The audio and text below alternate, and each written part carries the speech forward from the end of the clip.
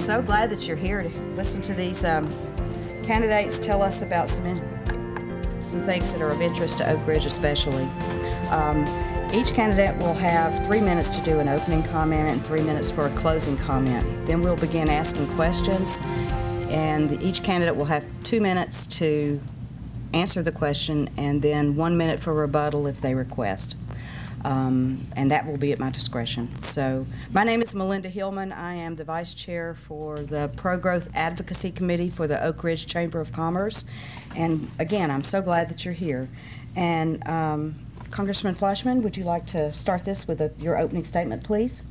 Yes, ma'am. Thank you, and good morning, everyone. I want to thank the Oak Ridge Chamber for once again stepping out and doing this great forum. Weston, it's good to see you this morning, sir, and it's great to be back in the great city of Oak Ridge. Oak Ridge is a wonderful city. It sits in 2 counties, Anderson and Roane County. It's got a great history. This is where we won World War II with the Manhattan Project. This is where we won the Cold War. And this is where we continue to do outstanding things. And yesterday, I was very privileged to see the Knoxville News-Sentinel give me their coveted endorsement. That endorsement, they talked about my hard work for the great city of Oak Ridge, and it is a great city. But more important than their endorsement is your endorsement. 2 times, this great city and these 2 great counties in which the city is, Anderson and Roane, have overwhelmingly elected me to do a job in Congress. I've worked tirelessly. I've been here in this room probably close to 20 times. I've been all over Anderson and Roane counties. There's so much wonderful that goes on here. After 1 term in Congress, I was appointed to the House Appropriations Committee. As part of that appointment, I was seated on the Energy and Water Subcommittee. It's critically important. Oak Ridge has the premier lab in the country at ORNL. We've led in everything from carbon fiber research to supercomputing. We've got Y12, which has had a major historic role here. And yes, we are going to build the uranium processing facility, the UPF for short. This is going to be the single largest construction project that the state of Tennessee has ever seen. And I have worked tirelessly to get that on track. In addition, we have a legacy cleanup here. To win the Cold War and to win World War II, we had to manufacture certain products. It's left a legacy. I have worked hard to secure funding for that legacy. It's called EM, Environmental Management, and we do a very good job here. But not only do we clean it up in Oak Ridge, we reclaim it. And I led the way, asking the Secretary of Energy to make sure that land transfers, which were critically important to economic development here, were moved forward. We had land transfers tied up since 2008. Just a few weeks ago, we celebrated the return of the land that DOE had to our community. So my commitment has been to work tirelessly for you all. Oak Ridge is more than what we do in DOE. It's a lot more. 2 weeks ago, we were here to open a new Kroger. It was beautiful. 1,000 people came out on a Sunday morning. I've been asked to close. I see our moderator in the back. I will close by saying this. You elected me to do a job. I worked tirelessly to do it. It's an honor and privilege to represent you in Congress, and I hope with your vote you'll continue to allow me to do that. Thank you. And now, candidate Weston Wamp. Thanks. Hey, thank y'all for being here. I think we're setting a new standard for congressional forums before 8 o'clock. I'm glad that my wife, who always makes me look a lot better, made the trip with me, and so I'm grateful she's here. And I'm grateful for y'all to make this a priority and for the Chamber to put it on. Civil discourse only happens these days when organizations step up and organize events like this. A little less than 4 years ago in Chattanooga, I sat down with a group of entrepreneurs on an old road in Chattanooga called Rossville Boulevard, where one of the original companies I'm affiliated with was doing business, and we talked about a dream we had of setting into motion a company that would invest in the dreams of young entrepreneurs and give rise in Southeast Tennessee to a generation of people starting their own companies and who would pay it forward. That organization is called Lamppost Group. We support about a dozen, mostly tech companies in Chattanooga. We've had the real privilege, particularly in the last years, we've gained a lot of traction to put Tennessee, and especially Chattanooga, on the map in the tech world, and on San Francisco's radar, and on New York's radar. And it's been a real privilege because there is a glass ceiling that's been very difficult to break in different parts of the country, because there's a mentality that if you're not based in one of these communities that you can't do, that you can't innovate at the same pace and in the same ways they do. We've sent now 2 companies, one earlier this year, another later in the year, to Y Combinator, which is the world's most prestigious incubator. No Tennessee company had ever been a part of it. It's really more of a business accelerator program based in San Francisco that a lot of the leading tech companies in the world have gone through. And it's interesting because no place is what we've done in business more relevant than it is when I come to Oak Ridge. And so it's been really interesting and exciting to come here and talk about the potential of serving this area in the United States Congress with a background that's in tech. I'm certainly no nuclear scientist, but having been a part of the emerging tech scene and entrepreneurial scene in Chattanooga, I think gives me great insight into the possibilities here. And when you talk about tech transfer and the commercialization of technologies, taking things to market, that's exactly what we've done. And I think the partnership that will say a lot about the future and speak to the future of Oak Ridge that I can be a part of is connecting a lot of the things here, the brilliance of Oak Ridge, to the potential commercialization of things going on here. That's really when the rubber meets the road outside of the incredible federal missions going on here. Those opportunities I look forward to leading. The same thing applies to 3D printing. 4 years ago, we were holding symposiums in Chattanooga talking about the incredible potential from biomed to construction within 3D printing. And so if I'm given the opportunity to serve, much like a guy who was elected to this seat 20 years ago, I certainly won't try to hold on to just what we have right now, but my interest will be in setting the new agenda for the next 10 and 20 years in Oak Ridge, and hopefully taking on Huntsville and the Research Triangle and setting an even higher standard here in East Tennessee. Thank y'all.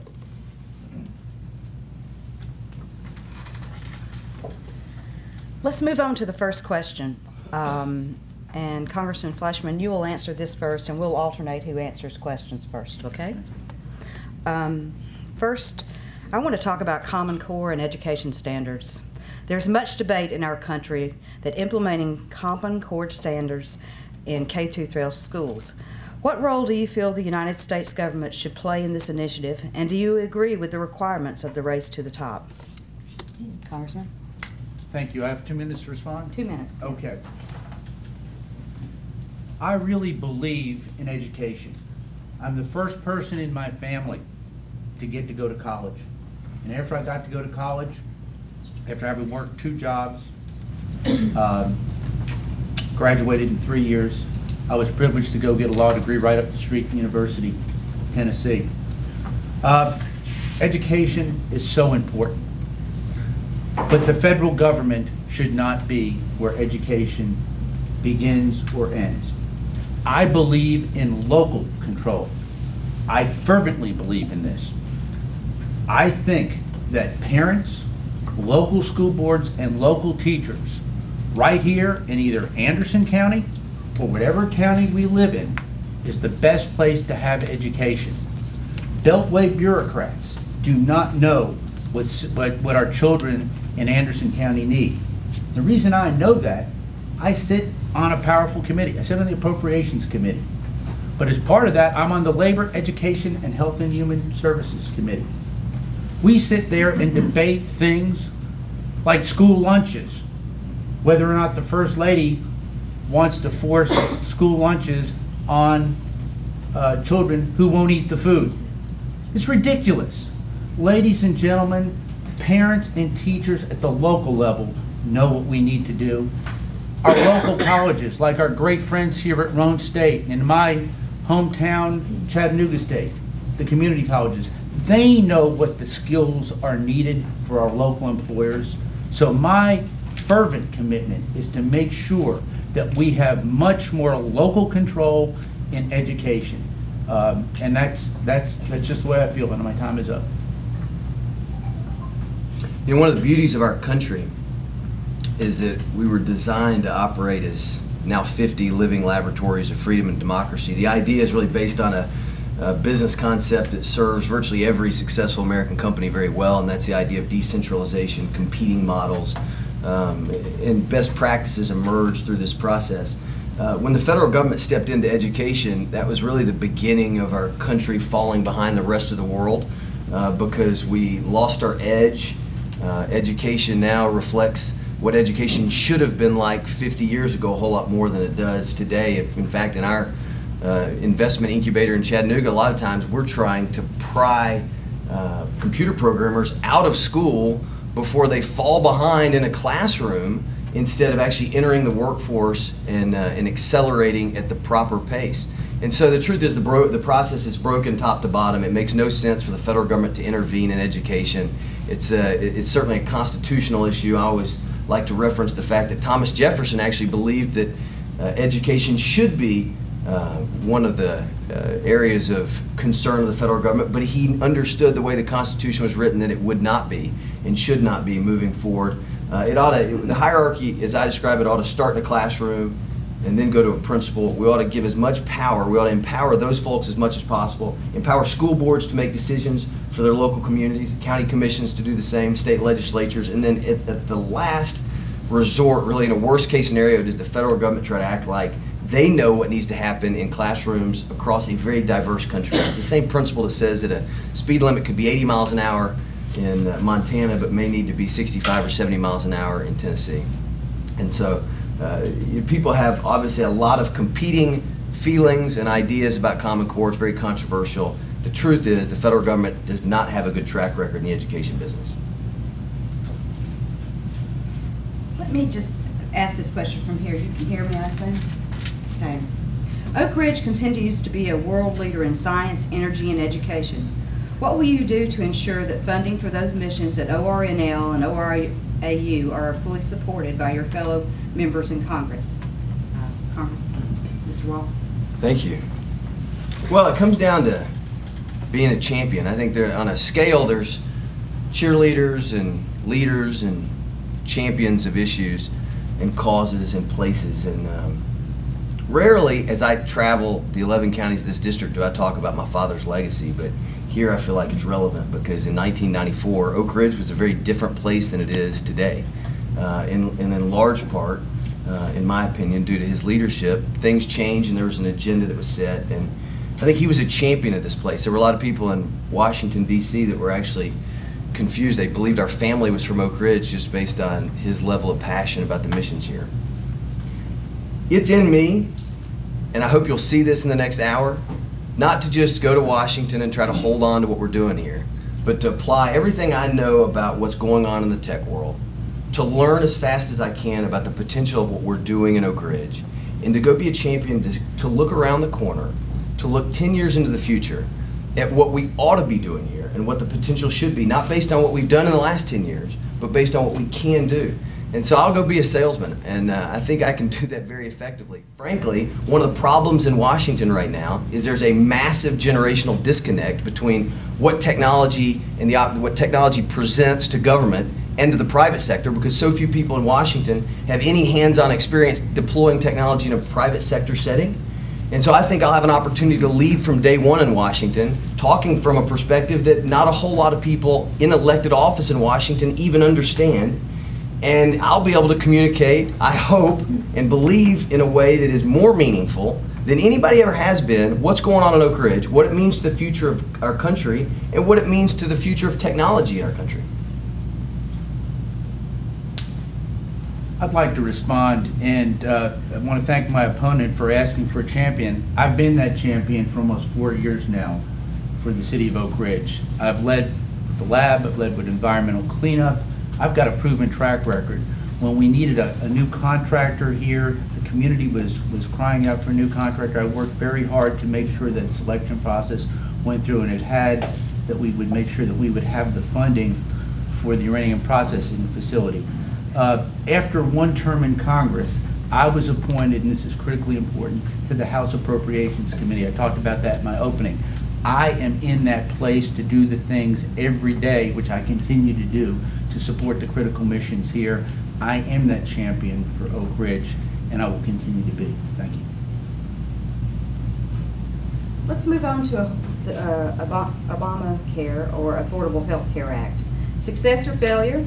Does it have the potential to fix the healthcare challenges in our country? Obamacare has been a dismal failure. As a matter of fact, it's one of the reasons I ran for Congress. This was a law that had to be passed, according to Nancy Pelosi, in order to find out what was in it. It was passed before I came there. I have voted to either repeal or defund it over 40 times. It's not working. Plain and simple, it's not working, and it cannot work, and it cannot be fixed. This is very important. We needed health care reform in this country. We still do. We needed it then, we need it now. But what we didn't need was the federal government coming in with over 21 new taxes, taking over 1/6 of our economy, taking away patients' right to choose, driving premiums up, putting states like our great state of Tennessee that has been so fiscally responsible in economic peril due to future budget constraints due to this law. It's been a failure. And when things don't work, and there's a lot of things that don't work in Washington, D.C., and I'm working hard to fix it, you've got to get rid of it and go back to something else. We needed health care reform. We did not need Obamacare. Doctors are leaving the profession, and it's the working poor who are hurt by this, by higher deductibles, higher copays. Employers coming to me who want to desperately provide health care to their employees, and they can't do it because the costs are skyrocketing. It was a tremendous mistake to pass it. We've got to get rid of that law, and we've got to get down to real health care reform in this country. It's too important. We cannot fail on this issue. I'd say this is an interesting point of difference between myself and the incumbent. Anybody with common sense recognizes that Obamacare has not been good for small business. It's not been good for hospitals. It hasn't been good for physicians. It hasn't been good for the country. It also doesn't do the country one iota of good for our leaders in Washington, elected leaders in Washington, to point the finger, vote no, no, no, no, no. And after 4 years, our congressman's been in office, pounding away against Obamacare, and I've never heard him talk substantively about an alternative. I'll talk about Obamacare some. With a whole lot of the companies we work with have all sorts of problems related to Obamacare and its design flaws. However, what I focus on is a solution that's very pragmatic that we need to talk about, and it's a solution that my friend Dr. Tom Coburn presented in the Senate months ago. Basically, this should have happened 60 years ago, but corporations have benefited from tax breaks on health care that small businesses don't. We should reduce those, use the savings to give tax rebates to people within a certain percentage of poverty line at a scalable level, and allow them to go into private markets, aligning incentives, leaving competition in the marketplace, and let people go and buy their own health insurance. Obviously, we needed health insurance reform. That's part of the reason it doesn't do Republicans any good to berate Obamacare without any solutions. That's part of the problem. It's one of the reasons that the Republican Party is shrinking, is we're a party of no, not a party of solutions. There are solutions, it just takes more risk to advocate solutions than it does to point the finger at somebody else.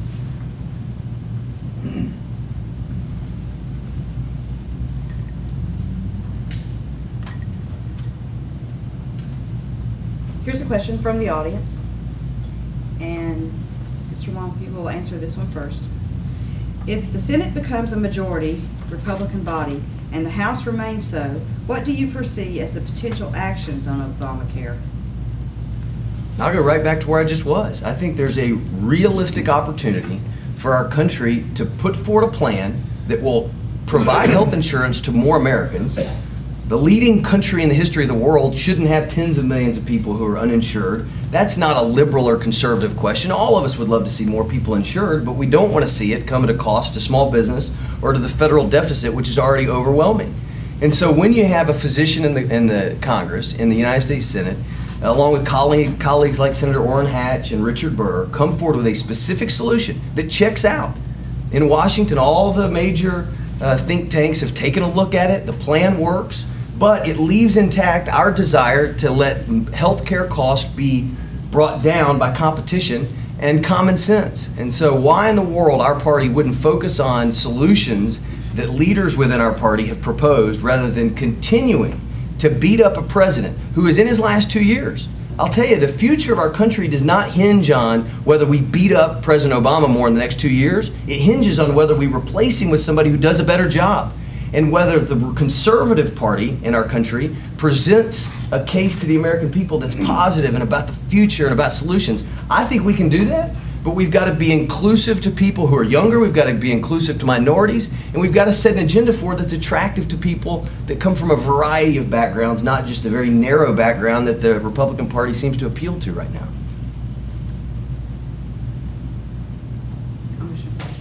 Would you like me to respond to that question? Okay, be glad to.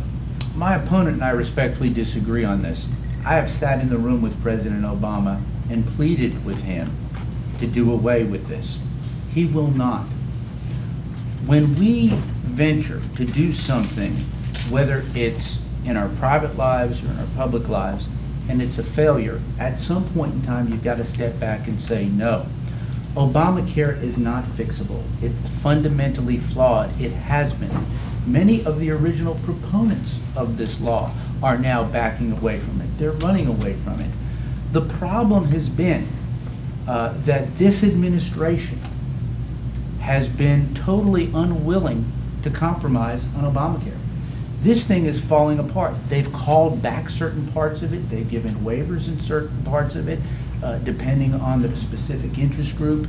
It just will not work.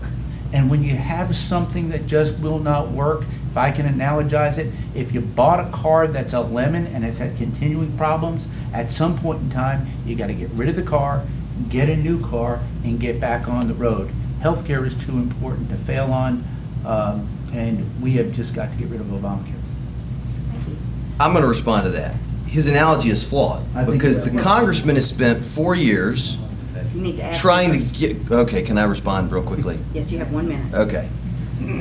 The congressman's analogy is slightly flawed because for 4 years he's advocated that we get rid of the car and maybe walk, but he hadn't advocated a new car. Did you want to? Okay. Let's move on to the Marketplace Fairness Act. This is an issue that is very important to small towns like Oak Ridge. Please share your thoughts and explain how you would vote on this legislation. And Ms. Fleischmann. Sure. The United States Supreme Court recently held that the state of New York was within its purview, within its right to handle this at the state level.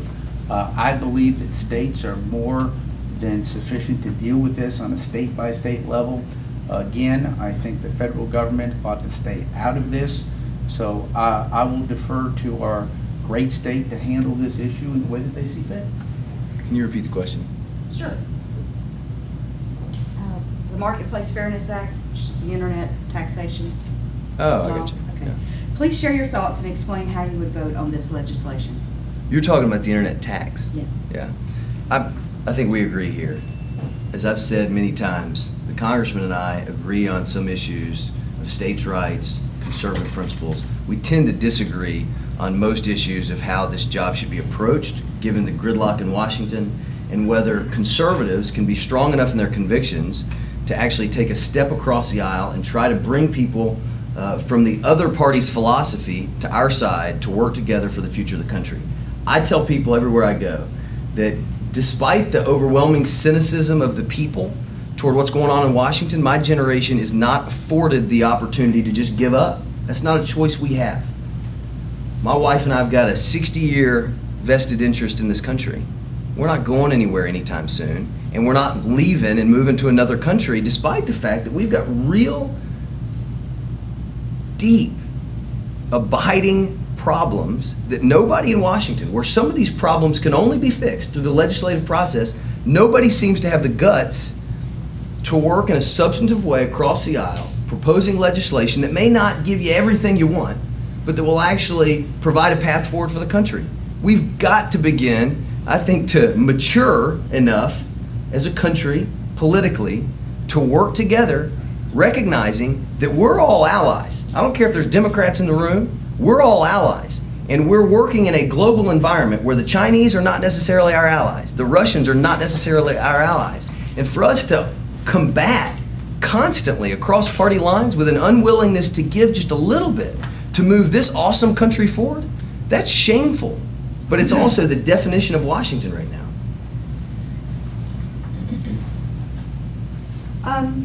On that subject of bipartisanship, statesmanship, as we all know, we lost former Senator Howard Baker recently, and he was a master at bipartisan statesmanship. Would you be willing, and just talk about how your attitudes are about working across the aisle and working with other people, no matter what side or political views they have? We have 238 years of history in this country that prove that a republic like ours thrives when people with guts and people with courage and people who understand the historical context of what they're doing are willing to work together even if they don't philosophically agree. Right now, Washington is stuck in a really strange cycle, and I consider it wildly intellectually dishonest, that people, human beings, agree with each other 98% of the time. If we were to open up the room and begin considering different political issues, the odds that even 80% of us would agree on issues would be rare. In Washington, it is now accepted by the people that Republicans agree with John Boehner 97% of the time, like our congressman, and that Democrats agree with Nancy Pelosi 97% of the time. In a country as amazing as ours, that level of intellectual dishonesty threatens everything about our country. And I hope people begin to realize that. So sure, I've made my MO as a candidate, and frankly, a very strong conservative. There are a lot of people who come from the other party who would probably be very offended by some of the things I think our government should do, as far as downsizing the scope of the federal government, because we can't afford it. However, I'm willing to be respectful and civil and talk about things in a way where I may not get everything I want, but the country that I love moves forward, despite the fact that we're in total gridlock. We're stalled out right now. Thank you. Senator Baker was a constituent of mine. Many times I would go up to Scott County and sit in his office in Huntsville. One of the first things Senator Baker said about me was I was just about the right size to be a congressman. We shared the same stature. Senator Baker told me that even though he served in the United States Senate and served well, his daddy was the congressman before him. And he always told me to work hard, and we'd sit down and we'd talk about local issues. But he told me to lead, and I've done that. I'm going to pick an issue that is important to our great state. In Chattanooga, there's a lock. It's called the Chickamauga lock. There's actually two. There's an old lock and a new lock. I have worked tirelessly for the past 3.5 years to work to fix a broken system, and I've done that. I worked very hard with members on both sides of the party, so much so that when the final vote came down, Senator Alexander worked tirelessly in the Senate on this, I worked tirelessly in the House on this. I was asked to preside over that vote. That vote was 412 to 4. It was part of a big water resources bill. What it did exactly what I wanted to do when I went to Congress. It fixed a broken system. That broken trust system now has been fixed, and basically all of the locks in the system will ultimately receive funding because of that. My conservative principles, both fiscally and socially, are strong. But if you have the right ideas, not everything in Washington, as my opponent would like to think, is partisan. Sugar reform.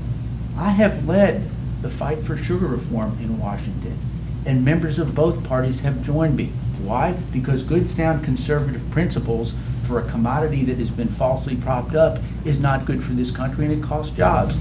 It's about the ideas, not about partisan politics. Can I have a minute? Yes, you may.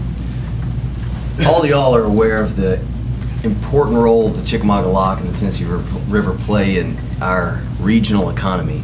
You're also aware of the very influential role that our senior Senator Lamar Alexander plays in the Appropriations Committee as a ranking member of Energy and Water.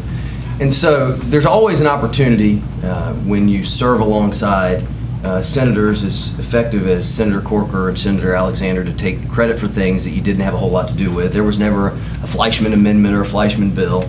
I think the extent, frankly, of the congressman's involvement in this small solution that may one day pay off, it doesn't fix the problem, it doesn't restart construction. I think the extent of it may have been the minute speech he gave on the floor, the fact that he presided over the vote. Unfortunately, what's more important are solutions that actually lead to reconstruction. Oak Ridge is not concerned, in my opinion, from what I can tell, with an ideological approach where everything is based on some very pure philosophy. It's based on getting things done.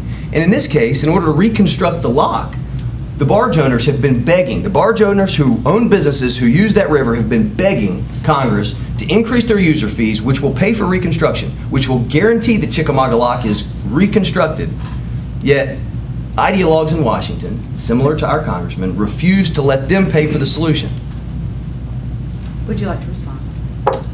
I would just like to say very briefly that my track record in this great city for all that we do speaks for itself.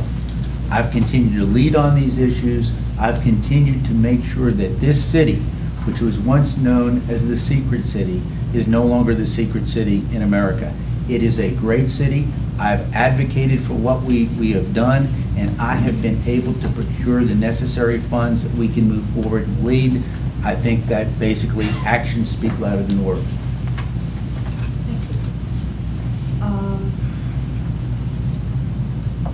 Now I've lost count who you'll answer first this time, don't you?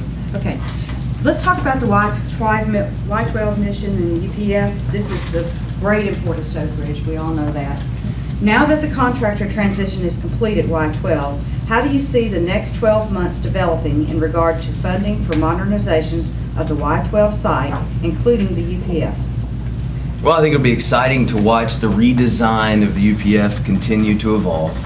I think it's exciting for our country that we're now taking this massive step toward modernization. I've heard the stories even when I was a young boy of my father bringing members of Congress through Oak Ridge and then being somewhat concerned that, you know, basically the Fort Knox of uranium in our country was being stored in a facility that was certainly not up to the standards that one would expect in the 21st century. And so it's an exciting time. From what I've heard, the feedback I've gotten, I've met with hundreds and hundreds of workers at Y12. They seem to be excited about the new partnership. They think CNS is beginning down the right road. Obviously, I'm somewhat limited as a candidate as far as what I know about what's going on inside. I talk to employees, and they seem very encouraged, and I look forward to being a leader as Oak Ridge does, in a lot of ways, put itself on the map yet again as the UPF is built, because in a day and age where not enough things are being built of large magnitude in our country, this project, I think,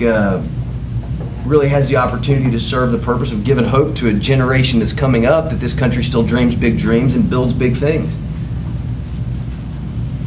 I am not limited as a candidate. I am active as your congressman, and I want to talk to you all a little bit about my hard work on how we have not only preserved the UPF, but how we're moving it forward. The nation needs enriched uranium, there's no question. Y12 has served its purpose, but it's an antiquated facility, and it's using, candidly, some antiquated technologies.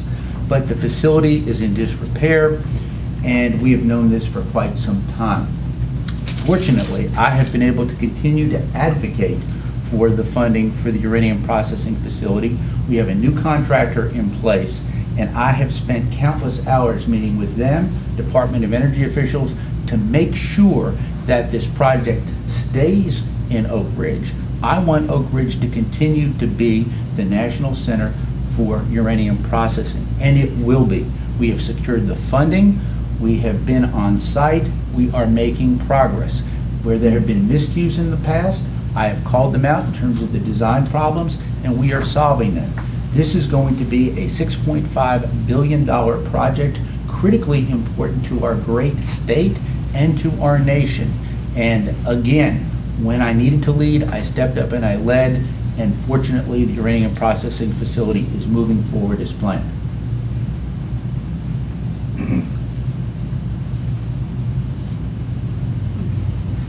Any question? All right. This is along the same lines. UPF, and as you all know, we're under an EPA mandate to get all our sewage system fixed. Well, this is very involved with our local economy, but yet a big part of it is involved with things that are on the reservation and outside our purview as a city. What will you do to help Oak Ridge rebuild the infrastructure that was put in place in the 1940s?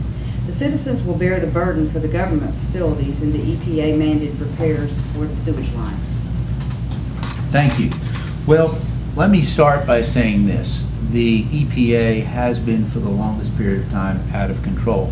Oak Ridge is not alone. My home city of Chattanooga and other cities around the country have been greatly burdened by the overgrowth and overburdening hand, overreaching hand of the EPA.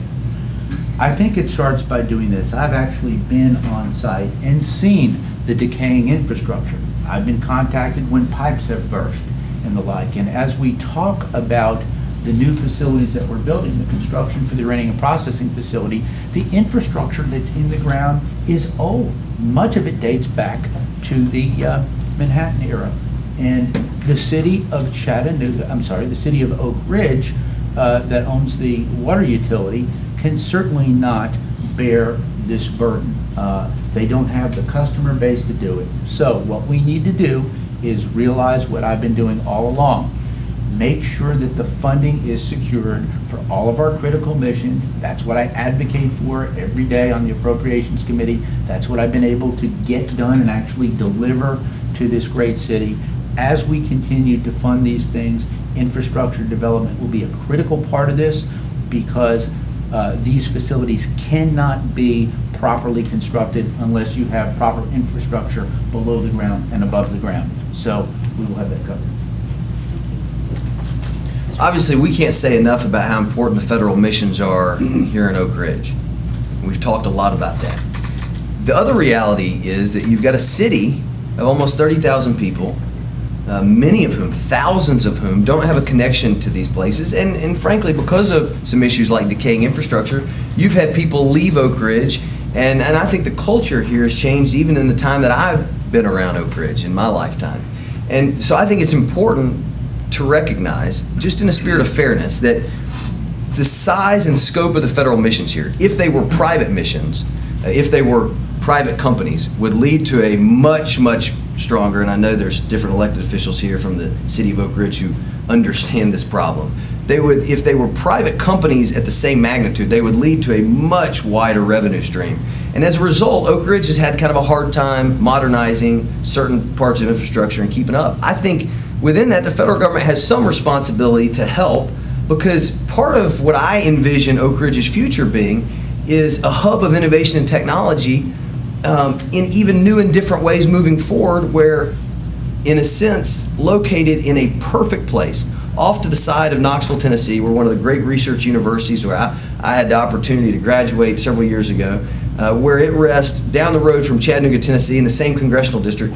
There's an awesome geographic opportunity for Oak Ridge, I think, to recruit business because of the different assets here. I'll tell you, just from a private sector standpoint, one of the great assets of Oak Ridge, Tennessee, is you've got about as high a concentration of young programmers as you do anywhere in the world right here. You wouldn't believe the shortage of talented programmers all over this country. We've actually recruited at Lamppost programmers from Oak Ridge, from Google, because there's a shortage, and it's such an asset. You can build an unbelievable culture of innovation and entrepreneurship where there are existing loads of entrepreneurs, and particularly computer programmers. But in order to do that, we've got to take care of Oak Ridge, the municipality, and not just the federal missions here. This is a small business concern, and let's see, Mr. Wamp will be answering this one first. As the country is coming out of our economic challenges, second only to the Great Depression, it is estimated that small business growth will lead the way to prosperity. However, small businesses are straddled with more and more regulations and cost of doing business. What do you propose to make it easier for small businesses to succeed? That's a great question. Unfortunately, in Washington, I think both parties have had a knack for doing this in the last several years.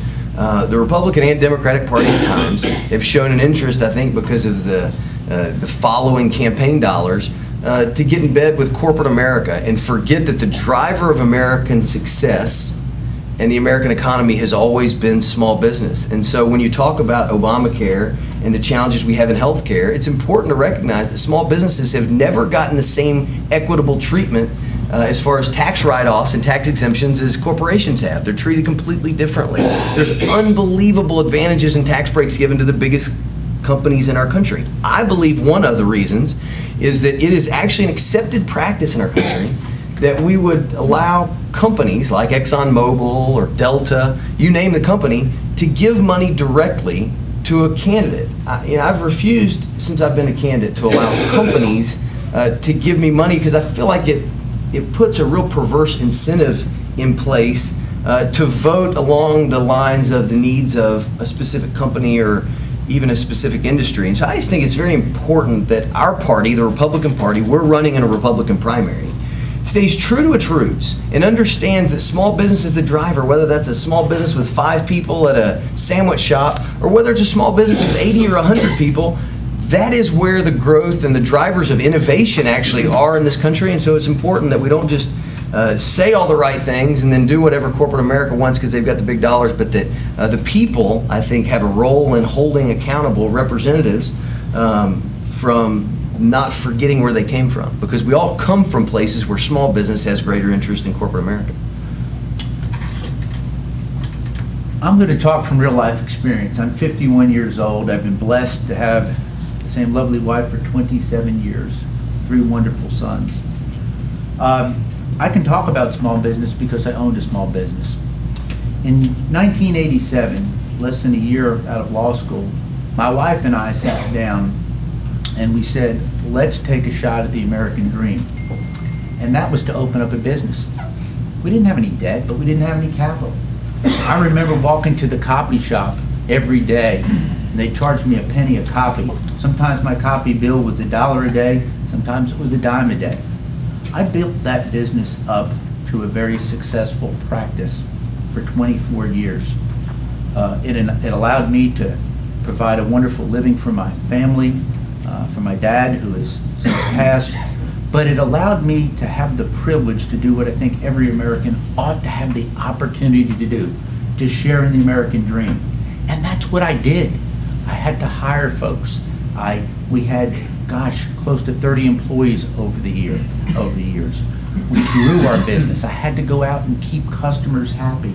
That's the thing that Washington has forgotten, but I've not forgotten that in Washington. When I said I wanted to bring East Tennessee values to Washington, D.C., I did that. That's why I was the only congressman 2 terms in a row, who had his or her own jobs plan. Not just to be confrontational with the administration and their jobs plan, but to offer free market alternatives that I actually had the ability to live and learn and prosper. That's what I want for my children. That's what I want for your children, whether we're in Oak Ridge, Chattanooga, or all across this great nation. Can I respond to that? Yes. I really believe in intellectual honesty given how little trust the people have in Congress. And so none of us really believe that Congressman Fleischmann is the only congressman out of 535 who had his own jobs plan. He may have called it one thing, and it's the only person who called it one thing, but that's a little bit disingenuous. And it's important to point out, if he talks about the jobs plan, that really the key component of the jobs plan was to zero out the capital gains tax. And when we talk about corporate America, I think this is important to talk about. If our country were, given the fact that we have a massive deficit problem, right? Our country can't pay the bills. If we were to zero out the capital gains tax, what that means in many cases are that the wealthiest of wealthy Americans, and I do business with a lot of people who are extraordinarily wealthy and would think this was asinine, that people who make $10, $20, $30 million a year on investment income would pay zero, not a penny, at a time where our country is $500 billion upside down at least every year. And then I'll say this about just intellectual honesty. I'm very proud of what I've done. Specifically, Lamppost is a venture capital incubator. We incubate companies. The small business our congressman always talks about, he was a collections attorney, and I think a very successful collections attorney. I just think it's interesting that he never clarifies that the small business was a collections shop. Thank you.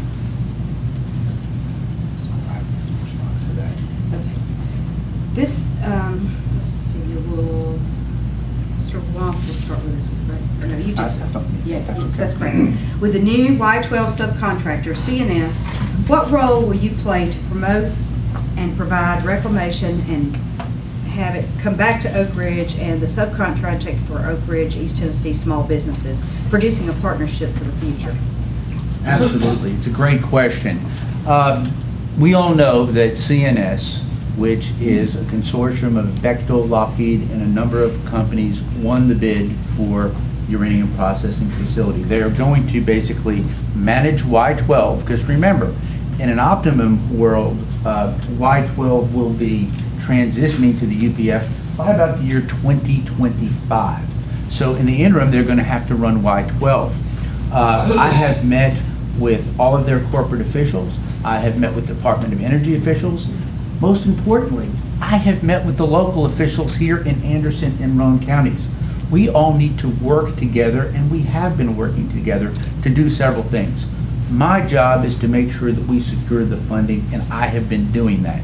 We want to make sure that there is adequate funding to support the construction of the UPF while we are adequately funding Y12. Because again, Y12 is continuing to perform a very critical function and will until 2025 when we employ the new technologies that will be used at UPF.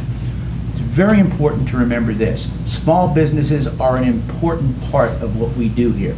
There's a local group called ATIBA that represents a lot of the small businesses. I want to make sure that veteran-owned businesses, minority-owned businesses, women-owned businesses, which have prospered here, and that's a great thing, continue to have an opportunity. That's that shot at the American dream. So I have sat down with them. Everyone is working together. I want to make sure, though, that when people come, they want to live in Oak Ridge. In addition to that, this is something I'm most proud of. I have opened up the once secret city to all of Tennessee. Brought Chattanoogans up here to see what we do. I brought Oak Ridgers to Chattanooga. We are all going to prosper because of UPF.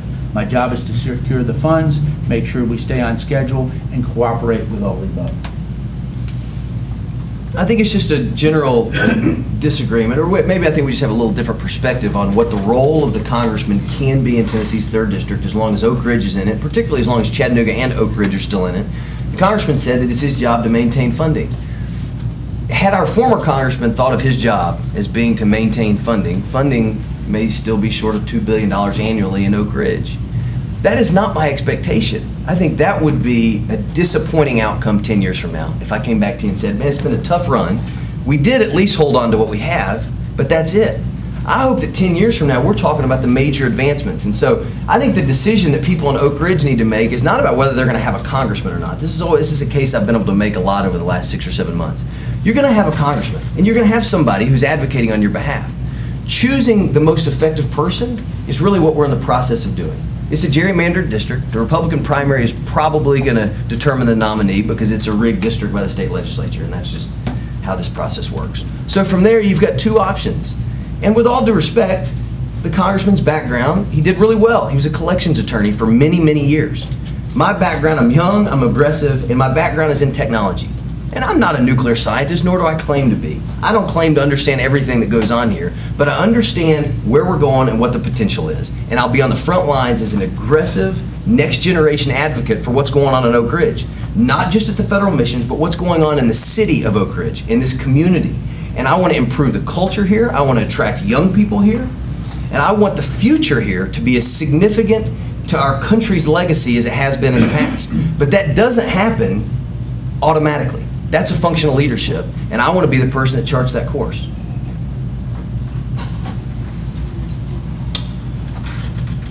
Again, I am involved at every level. For example, with the lab, I have continued to be a champion for supercomputing. We're competing in a global economy against the Chinese. At one time, we had the fastest computer in the world. We've fallen to second. I want to move us from petaflops level to exascale level, and I continue to fight for that funding. Advanced manufacturing. We have a carbon fiber facility here that is so important.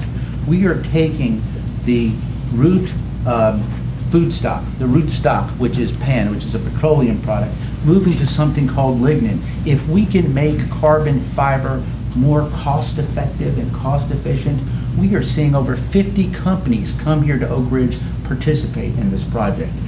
It's not just advocating for funding, it's advocating for smart fiscal funding that is going to produce jobs, not only in the great state of Tennessee, but jobs in America. Oak Ridge is basically the center of what we're doing here. We are the envy of the country. I continue to lead at every aspect, and I do make sure that all of the above benefit, whether we're in Anderson County, Roane County, the workers, the contractors, we're all in this together, and I've continued to lead and get the job done. Mr. Wamp, ready for a new question? Yes, ma'am. Last year, the federal government shutdown cost tens of millions of dollars at Y-12 alone. Would you vote to do this again, and under what circumstances? I would not. And I made very clear as a private citizen and a business person in Chattanooga that I thought it was a really irresponsible, immature political ploy of the Republican Party to try to convince the country that we could shut Obamacare down by shutting the government down. They knew it wasn't true. Those of us who follow the way that American government works, we knew that it wasn't true either. And so I think what we saw from a whole lot of members of Congress who had successfully talked out of both sides of their mouth, we saw true colors because they had to vote. And so on two different occasions, not just to shut the government down, but to keep it shut down unnecessarily, putting people's lives, frankly, in this county and in surrounding counties who work at the missions here in jeopardy, where people are at a loss about what's going to happen the next day because of partisan brinksmanship in Washington. And that's the disconnect that exists that I talk about everywhere I go. I just think there's a disconnect. People in Washington don't understand the realities that face people at home, and it's never more obvious than in a community like this where thousands of people work for the federal government. And with total disregard to their lives and their own priorities and to budgets, because it costs money to go into shutdown mode, the Congress plays games. That's a game. That was a terribly unproductive game for our country. The Republicans let us down, and truthfully, they paid a price. Our party paid a real price because the country saw us as disingenuous, not looking out for what's best for people, what's best for budgets, and what's best long-term for our country. When I went to Congress, I knew we had a problem in terms of federal deficits and our national debt. We still do. We're $17 trillion in debt. But like any business person, I wanted to sit down and find out where we were spending our money. Unfortunately, the drivers of our debt federally are our mandatory spending programs. Actually, now it's 2/3 of our federal budget, and it's growing. What that means is the 1/3 of discretionary funds, which I'm intimately involved with because of my involvement on the Appropriations Committee, continues to get squeezed. So as we get more fiscally responsible, we've got to realize that the dollars that were available are being squeezed. If we were a family and we had maxed out on 3 credit cards, the last thing I'd suggest doing is getting a 4th credit card. We've got to address the national debt. As we get more fiscally smart, we've got to make sure that we have priorities. I think the priorities right here in Oak Ridge are important to our nation, and that's why I advocate for that, and that's why I continue to deliver for this great community. So I will say this, I have always had the back of the people of Oak Ridge, and will continue to do so, and my record speaks for itself in that regard. This is a wonderful place, it's a great community, and as long as I have a voice and a vote, I'll always have your back. I'd like 1 minute. I don't think that's really in the... I don't want to be rude, and that's not my intention, but it was very clear that our incumbent congressman didn't answer the question. Because this city and the people who work here and the people who care intimately about the missions here, they don't care about politics, right? Most people don't care about politics. Most people care about what they do and what the legacy is that they leave. And it's important in Oak Ridge. And our incumbent congressman just avoided a question about a real question mark in his 4 years of service, where not once, but then several days later, twice, is the country set with its arms in the air, thinking, what in the world is Washington doing to our country? We're the laughingstock of the world. Because they won't even do their job. They won't even go to work. They won't keep the lights on. And you got people here who are worried about paying the bills. And unfortunately, people in Washington don't get it. Next question. Talk about the importance of seniority in Congress and how you extend that or overcome the lack of it. I think seniority in Congress means almost zero. And there's proof that in the last several years, the most influential people in the Congress, in the House and the Senate, oftentimes haven't been there very long. In fact, if you look at the Senate right now, the most influential voices across the country, most of them are freshmen. People like Ted Cruz, Marco Rubio, Rand Paul. In the Senate, you got people like, in the House, you've got people like Trey Gowdy, who wield not just influence in their district, but like I'm gonna do, wield influence nationally on issues that really matter. Part of the reason that seniority doesn't matter anymore is because the process in Washington is almost completely broken. The Appropriations Committee doesn't work like it used to. It's one of the reasons that we've got a crew right now that's from Oak Ridge. The E-Tech crew is in Washington right now trying to actually get the EM budget completely funded because it's not. Funding's down and people are losing their jobs. And so I would advocate to you right now, if you've got guts in Washington, enough to break party lines when necessary, stand up to people you don't agree with solutions rather than just pointing the finger, those are the people who get stuff done. It really doesn't matter how long you've been there. I actually agree with my opponent about something. This is great. Seniority doesn't matter. I'm in my second term in Congress. At the beginning of my second term, I was placed on the powerful House Appropriations Committee. So it's not a matter of seniority, it's a matter of effectiveness. And I have been effective across the spectrum in terms of getting things done for this great city and for all the different things that we do. It's what you do with the time that you've got there. And ladies and gentlemen, I have done it since day one.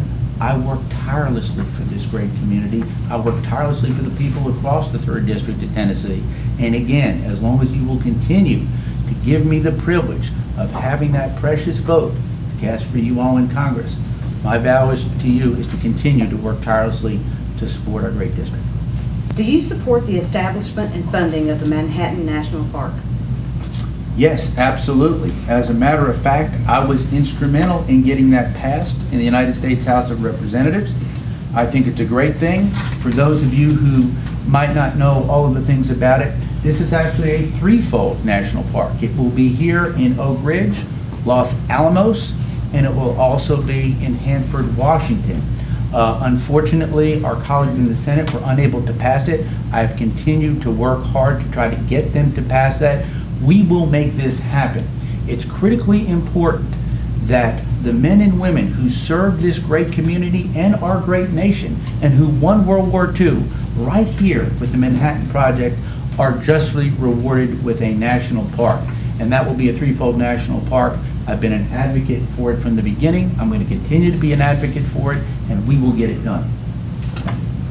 Yeah, absolutely. It's a wonderful story that our part of the world can tell to future generations. That I worry that if we don't do things like this and we don't adequately tell the story, it may not be understood. It's a big part of East Tennessee's legacy. Next question. Please comment on President Obama and his executive order actions and how Congress can override and if it will. Well, it's obviously entered a place that is so unconstitutional that even the Supreme Court, who a lot of conservatives have not had great confidence in over the last several years, had to put the hammer down. Unfortunately, I don't think there's really very many effective legislators who are willing to stand up to the president and challenge the authority that he's claiming from them. The problem is they also don't have much credibility in the argument because the Congress does nothing. And like I said a few weeks ago, I fear the president has sort of gotten bored because he doesn't have a Congress that he can work with ever, because it's the least productive Congress in our country's history. It's led to an even more dysfunctional and dangerous scenario where the president now is ruling basically unilaterally, and it's unacceptable. Totally unacceptable, and I did do something about it. This president is fervent about gun control. He has said that to me. He has said that on the record. I disagree with him.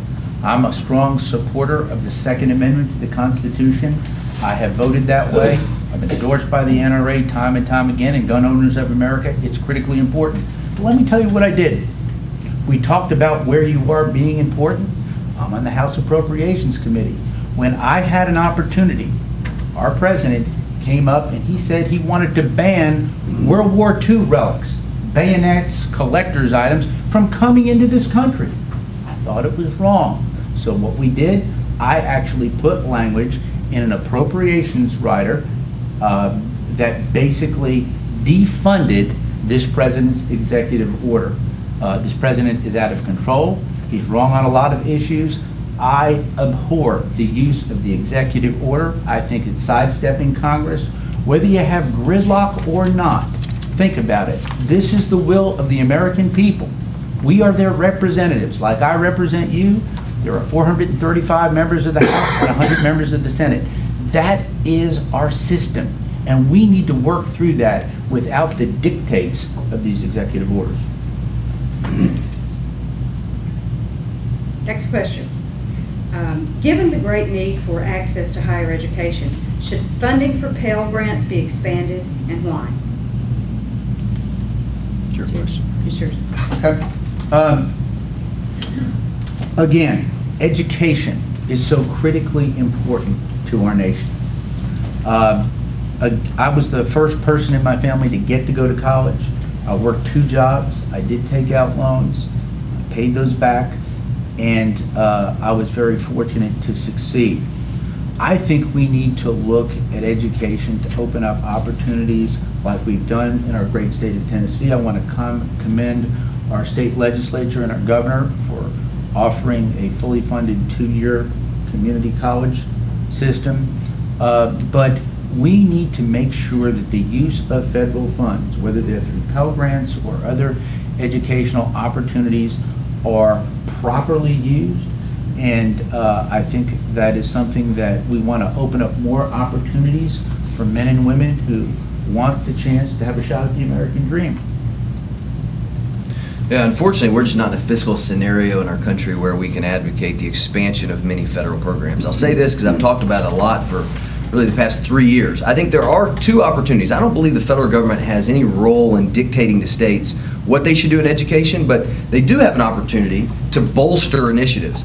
And there's really 2 focuses I think that we should be aware of. One is that, and this is seen all around the world, when there's a culture of appreciation around teachers, all ships rise. Always been the case. And unfortunately in this country, teachers are paid at a level where that certainly doesn't reflect the incredibly important role that they play in every community and in the future of our country. There is nobody who has a more direct impact on the future of our country right this minute than teachers. And I do think at a federal level there could be an opportunity, as the U.S. Department of Education is downsized, that money is block granted back to states so that they can form their own best practices and increase teacher pay. And secondarily, I think just as far as we so often lose context in a multi-trillion dollar federal budget as to how much things actually cost. Because, in my opinion, members of Congress who are supposed to conduct oversight don't really understand what the possibilities are and what the best practices are in the private sector. The FBI now estimates that there's between $80 and $250 billion of annual fraud in Medicare alone. That leaves out food stamp programs, Social Security, disability. Just recently, the Appropriations Committee was really brought under some fire because there was over $100 billion of mispayments. We're just paying the wrong people because we now are we're so antiquated, and in a lot of cases, members of Congress are distracted by politics rather than conducting oversight. We're talking in those $100 billion type numbers. To pay the annual tuition for every public school college student in America costs $50 billion. So I do think potentially in the future our country could make an investment, particularly in different disciplines that will prepare the American workforce to lead the world. Typically, major industries pay equitable property taxes in communities where they are located. The U.S. Department of Energy and its prime contractors make payments in lieu of taxes that are a small percentage of what property taxes would be for the operations in Oak Ridge. Do you support the current arrangement, or would you support a different approach? The payment in lieu of taxes or PILTs is an issue all across our nation, and it's particularly poignant and important right here in Oak Ridge. And I'm glad you asked that question, because this will show you why what I'm doing, if you look at everything I'm doing across the spectrum to help this great city, these two great counties in which it resides, think about it this way. As I fight and succeed in getting the land transfers from the Department of Energy, and there are several pieces of property that were formerly dirty. These are legacy cleanup sites. As we get them back, just like the 2 parcels I recently did, we can get these parcels back to the rightful owners, the city of Oak Ridge. We can get those back, and what happens? Economic development. What happens with economic development? They pay taxes, they don't pay pills. That's the format that should be used. Also, something that's been very effective, and I'm a champion of, third-party finance. The Y12 building that sits right down here. This is a perfect model. Instead of having a DOE-owned facility, we had a facility built here that basically leases to the Department of Energy and pays full taxes. So there are several ways that we can do it. We are working in the right direction to get there. So third-party finance is another way to increase local revenues and get it right. In addition to that, we've got to get more land transfers. I'm working on that. I've been successful with that, back for proper economic development. Yeah, well, I agree that third-party financing should be a part of this. Frankly, third-party financing is a whole lot of what we do at Lamppost, and so I think I'm very familiar with the process of bringing outside investment. I think we also, though, there needs to be an honest conversation between the people who have influence and people in political leadership and DOE about the reality that Oak Ridge has never been a normal place. In fact, it was off the grid several decades ago. And because of that, you can't treat it, in my opinion, like an average, ordinary, everyday city. And so I do think, I don't know exactly what the solution is, but I want to work toward there being some type of equitable treatment to the city from DOE, basing the amount of money that's transferred on what happens in similarly sized cities with similar sized investments. And I say that because my interest is not only in the federal missions here, where a lot of the people live in Knox County or different counties, or even in different parts of this county, but a lot of my interest is in the almost 30,000 people who call Oak Ridge home, that the city doesn't fall behind because it's been put at a competitive disadvantage. Because I think that is possible, and that we ought to certainly be sensitive to that possibility. Land transfer, we've been hearing a lot about that. This is very critical to this community, and it's available land is a critical component for successful economic development. And DOE land transfers often take more than a year. Private business doesn't have time to wait a year. What will you do to expedite the transfer of this surplus property? Yeah, well, unfortunately, this is the style of the federal government, really across the board. It's unfortunate because we now see more visibly than in any other department of the federal government that veterans spend years upon years just having applications approved. Nothing, and I say this respectfully, nothing in the world takes years anymore. Nothing. It doesn't take years to build anything. Nothing takes years except within the federal government, where tradition is so strong and oversight is so weak that it's unbelievable how there's a different set of rules and different set of standards that's accepted. And so I hope, obviously one of my MOs as a candidate is to bring to the table the innovations that make the private sector tick at a completely different rate than the government and expedite this process. There's a lot of land here that serves the federal government absolutely no good, serves no purpose, that ought to be turned over to private development. And I'll do whatever I can to accelerate that process. Unfortunately, the bureaucracy in Washington doesn't really have any interest in changing itself. That's the reason we need to send change agents into the process who will aggressively attack the inefficiencies and streamline things like this, because common sense decisions like freeing up federal lands that serve no purpose for private investment can take place. I am involved in this process on a regular basis. I alluded to the fact that we had 2 parcels of land which were tied up since 2008. This is a problem. But let me explain the specifics of the problem because I deal with it. When I sat down with the folks in this community, we have an agency called CROAT that has been set up to specifically deal with this. I believe that this land that was formerly dirty, that we clean up as part of our legacy cleanup, belongs to the people of Oak Ridge. It belongs to us. This was our land that was taken. We need to get it back. I felt so passionate about it, I went and sat down with the Secretary of Energy, Secretary Moniz. I sat down with him. We actually had lunch. We talked about it. I said, Mr. Secretary, we've got to get this resolved. He was honest with me. He was unaware of the problem. I talked with him, and over several months, we got it done. He understands that this is a broken system. There are competing interests in there, and what we've got to do, and what I've been able to do, is break down that bureaucratic red tape, that bureaucratic malaise that is out there, to work to get these land transfers back.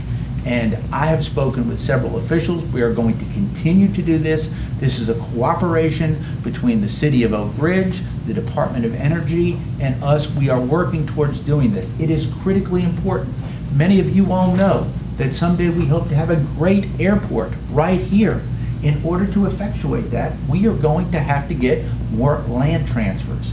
And that's what we are fervently working on. And fortunately, I've had a success and track record. It's very complex. It's typical bureaucratic malaise. But if you stand up, if you lead, if you're respectful, and if you're right, and you're representing great people like I do in Oak Ridge, you can get it done.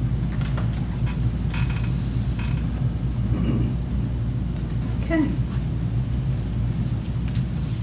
Well, we're going to wrap it up now with 3-minute comments by each of our candidates. I want to thank you all for being here, and I hope that you've gotten some serious answers to questions that we all have. And the Chamber of Commerce enjoys sponsoring these activities, and we hope that you'll join us back soon over the coming weeks for some of the local and state elections. And let's see. Mr. Wamp, you'll go first. Thank you all for coming and spending this time with us.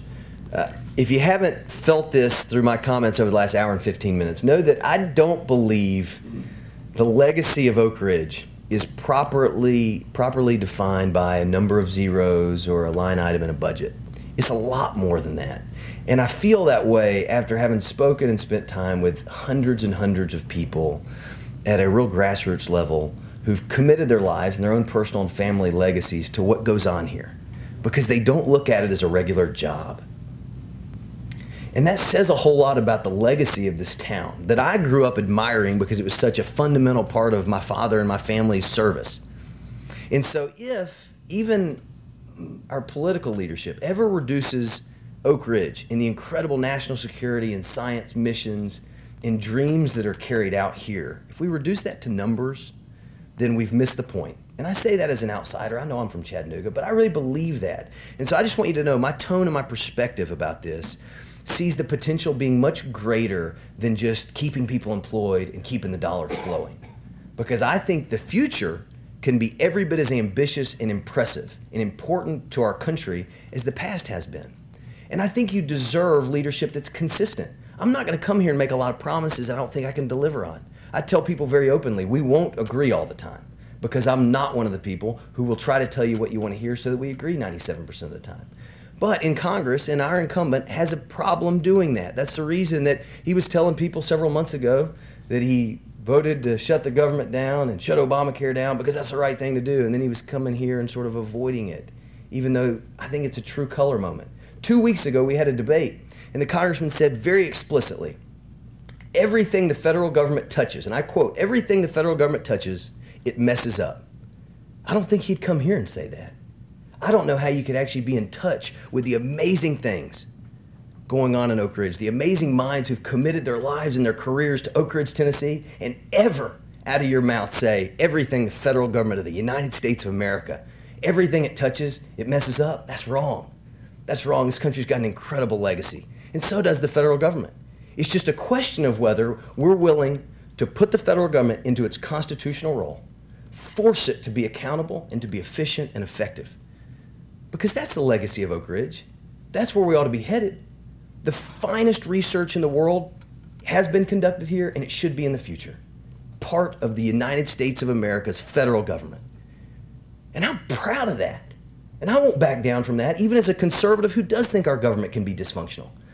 And so with that said, I want to be your advocate. I want to be your champion. There was for 16 years a guy with eyebrows very similar to mine who set a high standard here. And I think I can carry the same exact standard. Not close to, not sort of, kinda, the same standard if you'll give me the opportunity to serve. Thank you. I want to thank everyone for coming out today very early, and I appreciate your interest in this forum. 4 years ago, you all hired me to do a job. Candidly, I didn't know much about this great city of Oak Ridge at that time. I knew about the Manhattan Project and knew about the K-25 building because when I was a little boy, I'd open up a World Book encyclopedia and I'd see the great K-25 building.